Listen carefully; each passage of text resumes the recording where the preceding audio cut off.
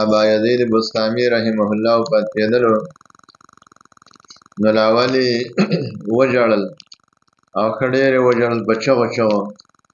بیا یې د هغې نه وروسته وخندل او ښه په مزېدار لهجه کې وخندل. چا دې کله چې وفات شو وروسته چا خوب کې ولیده ویل څنګه دې لاول وژړل بیا دې وخندل دا ولې؟ هغې ورته عرض په خوب کې وکړو چې کله زه وفات کېدلم نو ما له شیطان راغلی او ما ته یې وویل چې ابا یزید بسطامي لاړې زما د سکنجې نه ووتلې زما نه خلاص شولې او لاړې جنت ته. نو ما وژړل چې نه لا مړ نه یم چې څو پورې مړ نه یم د هغه پورې ستا د سکنجې نه او ستا د قبضې نه راوتلی نه یم. او بیا چې کله ما دا وژړل نو اواز راغلی د الله له طرف نه چې ابا یزید بسطامي ستا مغفرت او بښنه وشوله ته د جهنم د اور نه بچ شولې.